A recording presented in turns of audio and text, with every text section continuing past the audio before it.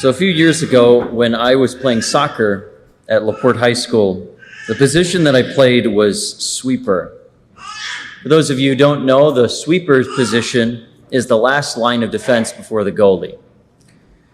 While you didn't have to be the most talented person on the team necessarily, you did have to be the most vocal. The sweeper sees everything. You're behind everybody. So when you see everything, you have to bark out instructions. And so I would be usually shouting at the top of my lungs every game, so that every day after my games, I would not have a voice.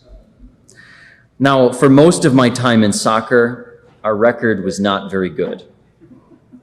Somehow, my senior year, we managed to get pretty far and make it to semi-state, but winning was not something we did a lot of.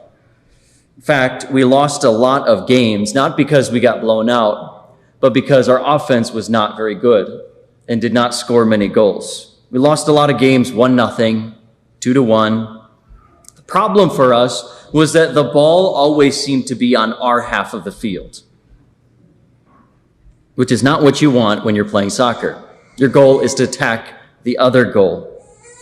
Our problem was that we were usually on the defensive, always playing defense. That's how I feel a lot of us Catholics are, and Christians in general. We're on the defensive.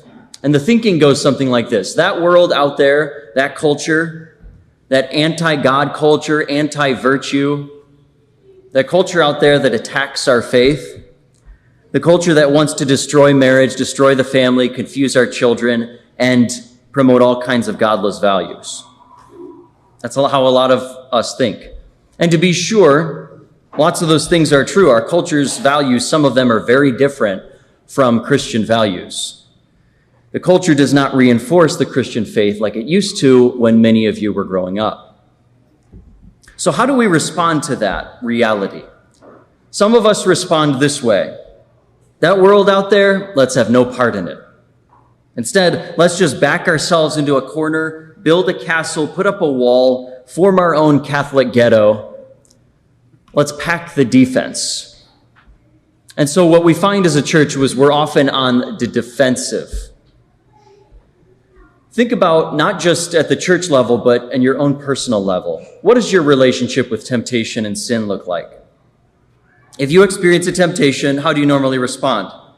Well, I got to do this all by myself. I got to back into a corner. I got to put up a wall and hunker down. If I just fend it off, if I just resist temptation, if I don't let evil score any goals against me, then I'll be fine.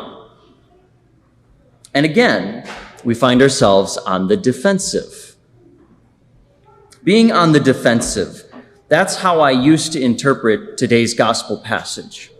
Because if you listen to the gospel, this is every Catholic's favorite gospel passage. Why? Because Jesus points Peter as the first leader of his people. The first pope, if you will. Jesus says, "You are a rock, and upon this rock I'll build my church, and the gates of the netherworld shall not prevail against it."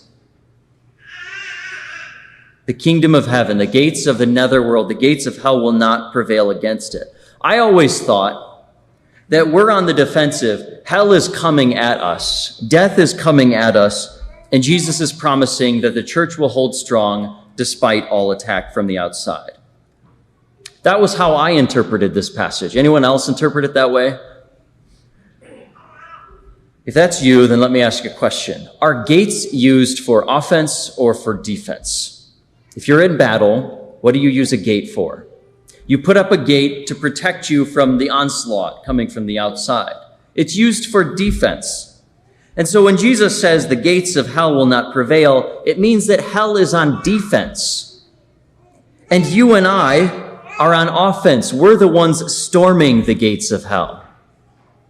Doesn't that change the way that you look at this?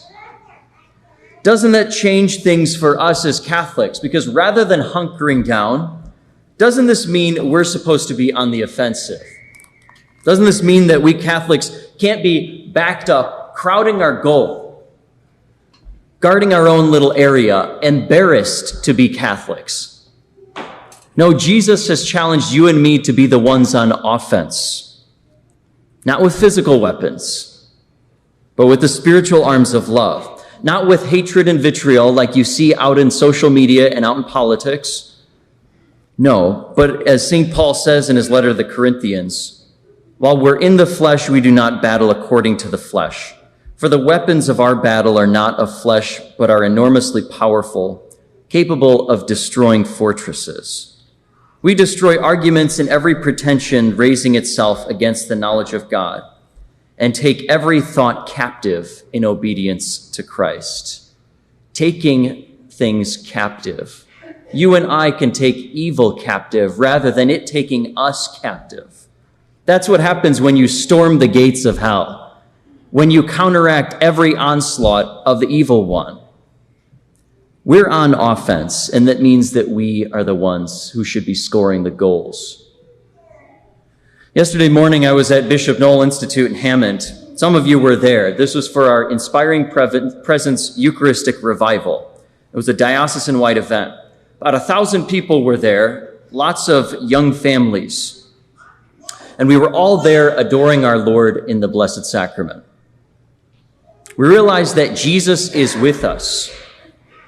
Evil cannot prevail against us if we're the ones on the offensive, if we have the Lord with us.